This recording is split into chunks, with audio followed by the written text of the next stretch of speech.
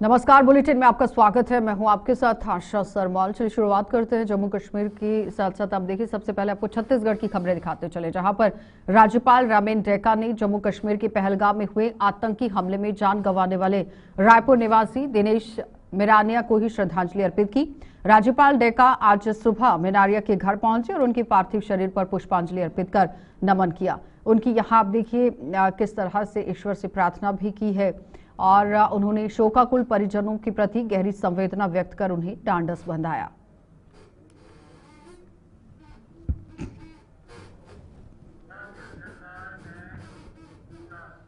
मुख्यमंत्री विष्णुदेव साय ने जम्मू कश्मीर के पहलगाम में हुए आतंकी हमले में दिवंगत प्रदेश के कारोबारी दिनेश मिनारिया के अंतिम संस्कार में शामिल होकर पार्थिव शरीर को कंधा दिया। उन्होंने स्वर्गीय दिनेश मिनारिया के ही पार्थिव देह पर माल्यार्पण कर श्रद्धांजलि अर्पित की और ईश्वर से यहां मात्र आत्मा की ही जो मृत आत्मा है उसकी शांति के लिए भी प्रार्थना की। साय ने यहां देखे शोकाकुल परिवारजनों से मुलाकात कर गहरी संवेदना व्यक्त की और ढांढस बंधाया। उन्होंने कहा कि सरकार इस दुख की घड़ी में यहां परिवार के साथ खड़ी है और उन्हें हर संभव सहयोग का भरोसा दिलाया। साय ने कहा कि स्वर्गीय मिरानिया ने ही पावन स्मृतियों को सहेजने और चिरस्थायी बनाने के लिए सरकार किसी सड़क या चौक को उनके नाम पर करने की बात कह रही है। पिछले दिनों कश्मीर के अंदर पहलगाम में आतंकवादियों ने जिस तरह से कायराना हरकत किया, निर्दोष लोगों को, निहत्थे लोगों को गोली का शिकार बनाया, उस कृत्य की जितनी निंदा की जाए कम है। उस कृत्य की घोर निंदा करते हैं और उसमें देश के साथ साथ छत्तीसगढ़ ने भी अपने एक बेटा को खोया। दिनेश हम लोगों के बीच नहीं रहे। आज हम सभी लोग उनको अंतिम विदाई देने के लिए यहाँ पर एकत्र हुए थे और उनको विनम्र श्रद्धांजलि अर्पित करते हैं। प्रभु से प्रार्थना है कि उनको अपने चरणों में स्थान दें और उनके जो शोक संतप्त परिवार हैं उनको इस गहन शोक को सहने की शक्ति प्रदान करें और उनका ये बलिदान व्यर्थ नहीं जाएगा। इसका खामियाजा पाकिस्तान को भुगतना पड़ेगा। जिस तरह से हमारे देश के यशस्वी प्रधानमंत्री गंभीरता से इस विषय को लिए हैं, देश इस विषय को लिया है, निश्चित रूप से पाकिस्तान भुगतेगा और श्री दिनेश जी की स्मृति को हम लोग बना के रखेंगे। और अपने रायपुर के अंदर हम लोग सोच विचार करके कोई भी एक रोड या चौक को उनके नाम से रखेंगे ताकि आने वाली पीढ़ी भी उनको याद करता रहेगा। तो विष्णुदेव साय जो कि मुख्यमंत्री है, उन्होंने आज राजधानी रायपुर से अटल डिजिटल सुविधा केंद्र का वर्चुअल शुभारंभ कर पंचायत प्रतिनिधियों और ग्रामीणों को संबोधित करते हुए ये बातें कही। उन्होंने कहा कि पंचायती राज दिवस के खास मौके पर शुरू हुई इस योजना से छत्तीसगढ़ के ग्रामीण इलाकों में डिजिटल क्रांति आएगी और प्रदेश की सरकारी सेवाओं और योजनाओं की पहुंच आम लोगों तक सुगम होगी। इस मौके पर मुख्यमंत्री ने जल संरक्षण के उद्देश्य से प्रदेश की 11,693 ग्राम पंचायतों में मोर गांव मोर पानी महाअभियान का ही शुभारंभ कर पंचायत प्रतिनिधियों और नागरिकों से जल संरक्षण का आह्वान करते हुए शपथ दिलाई।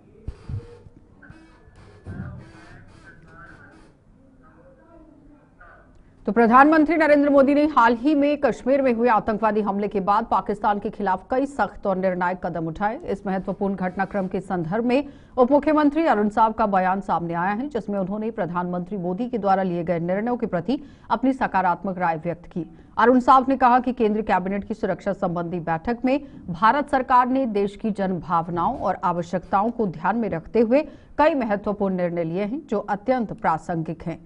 उप मुख्यमंत्री ने आगे स्पष्ट किया कि प्रधानमंत्री नरेंद्र मोदी के नेतृत्व में लिए गए निर्णय जन भावनाओं के अनुरूप हैं, खासकर इस दृष्टिकोण से कि जो पाकिस्तान परस्त आतंकवादी हैं उनके द्वारा की जा रही हिमाकतें और पहलगाम में जिस प्रकार की घटनाओं को अंजाम दिया गया है वह निश्चित रूप से ऐसा मामला है जिसकी व्यापक प्रतिक्रिया आवश्यक थी।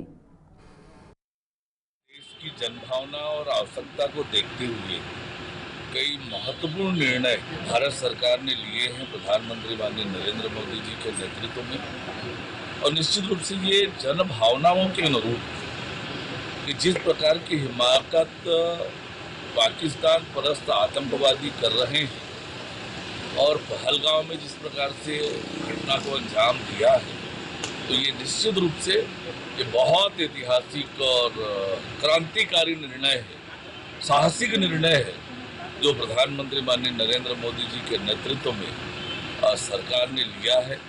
चाहे वो सिंधु नदी के जल।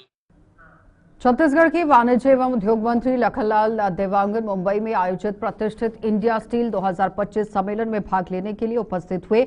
इस महत्वपूर्ण अवसर पर उन्होंने राज्य छत्तीसगढ़ का परिचय देते हुए इसे इस्पात उत्पादन और औद्योगिक निवेश के लिए एक तेजी से उभरते हुए गंतव्य के रूप में प्रस्तुत किया। मंत्री देवांगन ने ही यहां सम्मेलन में भाग लेने वाले उद्योगपतियों और निवेशकों को संबोधित करते हुए छत्तीसगढ़ राज्य की इस्पात क्षेत्र में नीतियों, पारदर्शिता का महत्व और विभिन्न प्रोत्साहन योजनाओं की विस्तृत जानकारी प्रदान की। उन्होंने स्पष्ट रूप से उल्लेख किया है कि राज्य सरकार का लक्ष्य औद्योगिक विकास को बढ़ावा देना है और इसके लिए सभी आवश्यक उपाय किए जा रहे हैं। इसी संवाद के दौरान यहां देवांकन में भी देश विदेश के निवेशकों को आमंत्रित किया गया है कि वे छत्तीसगढ़ के औद्योगिक विकास में भागीदार बनने के लिए आगे आएं। उन्होंने उनके सामने उन संभावनाओं को उजागर किया जो राज्य में निवेश के माध्यम से उत्पन्न हो सके। डोंगरगढ़ शहर के ही करवारी रोड पर मिली हुई खून से लथपथ लाश ने जब ये शव है जो लथपथ मिला है और जब सनसनी इस इलाके में फैल गई है तब किसी को अंदाजा नहीं था कि इसके पीछे एक पूरी साजिश रची गई थी। मृतक की पहचान कनाहर गांव निवासी देवलाल मंडावी के ही रूप में हुई, जिसकी बेरहमी से हत्या कर दी गई थी। चेहरा कुचलकर पहचान मिटाने की कोशिश की गई ताकि मामला अंधे कत्ल की शक्ल ले सके, लेकिन डोंगरगढ़ पुलिस ने इसे अंधे कत्ल की गुत्थी महज 48 घंटे में सुलझाकर बड़ी सफलता हासिल की। तो चंद्रपुर के ही गौरव पथ का अधूरा निर्माण कार्य कल से फिर आरंभ किया जाएगा। निर्माण कार्य का कार्यादेश 5 अक्टूबर 2023 को फर्म अविनाश बिल्डकॉन इंफ्रास्ट्रक्चर और प्राइवेट लिमिटेड बिलासपुर को दिया गया था। कार्य को निर्बाध रूप से पूरा करने के लिए कल से आगामी 10 मई 2025 तक चंद्रपुर में जो हाईवे ट्रेलर है, ट्रक और अन्य भारी वाहनों का आवागमन पूर्णतः प्रतिबंध कर दिया गया है। हमारे नगर पंचायत चंद्रपुर के अंतर्गत जो गौरव पथ का निर्माण किया जा रहा था, जिसमें ये करीबन 6 से 8 महीने से बंद है, जिसका निर्माण कार्य अभी हमारे कलेक्टर साहब और डिप्टी कलेक्टर साहब से मिलकर, हमारे द्वारा जो टीम के द्वारा मिलकर जो उनसे मांगा गया समय अवधि, ताकि जो बड़े गाड़ियां हैं उनका रूट डाइवर्ट किया जाए और छोटे गाड़ियों का अलग से रूट डाइवर्ट किया जाए, ताकि अविलंब नगर पंचायत में जो तो जम्मू कश्मीर के ही अनंतनाग जिले के पहलगाम में हुए मानवता को शर्मसार करने वाला आतंकवादी वारदात से पूरा देश हिल गया है। हमले में 26 लोगों की मौत हुई है। इस आघात के ही शिकार हुए अधिकतर लोग पर्यटक थे जो अपने परिवारों के साथ मिनी स्विट्जरलैंड कहे जाने वाले जो वायरसन घूमने आए थे और बेवजह मारे गए लोगों को श्रद्धांजलि देने के लिए छत्तीसगढ़ के जिला प्रेस क्लब बालोद और विभिन्न संगठनों द्वारा जय स्तंभ चौक पर ही कैंडल मार्च निकालकर आतंकी प्रहार की कड़ी निंदा की गई। जिला प्रेस क्लब के ही अध्यक्ष संतोष साहू ने कहा कि ये एक निंदनीय घटना है। हम पीड़ित परिवारों के प्रति अपनी संवेदना व्यक्त करते हैं। कश्मीर के पहलगांव जो एक बहुत ही खूबसूरत पर्यटक स्थल है, वहां भारत देश के कोने कोने से पर्यटक घूमने गए थे और आतंकवादियों द्वारा जो कायराना हरकत करते हुए उन पर निहत्थे लोगों पर गोली चलाई, उसकी जिला प्रेस क्लब कड़ी निंदा करता है। और हम केंद्र सरकार से ये जरूर मांग करेंगे कि ऐसे आतंकवाद को खत्म करे, ताकि हमारा जो स्वर्ग है, जिसे स्वर्ग कहा जाता है जम्मू कश्मीर, वो वास्तविकता में स्वर्ग बने। वहां जो लोग पर्यटक जाते हैं घूमने के लिए, उस स्वर्ग का आनंद उठाने के लिए आज वो दहशत में हैं। और जो 26 लोग मरे हैं, उस मृत आत्माओं की शांति की भी हम कामना करते हैं। उनके परिवार के साथ में हमारी पूरी सहानुभूति है। जिला प्रेस क्लब बालोद जो है इस पूरी घटना की कड़ी निंदा करता है। जम्मू कश्मीर में हमारे देश में आए हुए जो मेहमान हैं, कुछ विदेशी पर्यटक थे और कुछ हमारे देश के पर्यटक थे, तो इतनी सुंदर जगह, इतनी सुंदर वादियों में घूमने पहुंचे थे, उनकी टारगेटिंग किलिंग की गई है, उनकी हत्या की गई है।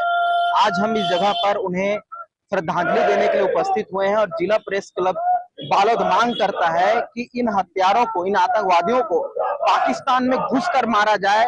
और जिस तरह से हमारे पर्यटकों के ऊपर हमला किया गया, ये पर्यटकों के ऊपर हमला नहीं है, ये हमारे देश के ऊपर हमला है। इसका करारा जवाब दिया जाएगा और हम आज जितने भी पत्रकार साथी सभी मांग करते हैं कि इसका बदला जल्द से जल्द लिया जाए। स्वर्ग कहे जाने वाले कश्मीर के पहलगाम में किस प्रकार आतंकियों ने वहाँ के पर्यटकों पर गोलीबारी कर उन्हें मौत के घाट उतार दिया। हम बुलेटिन में इतना ही, रुकेंगे एक छोटे से ब्रेक के लिए, जल्द वापस लौटेंगे, आप बने रहिए हमारे साथ।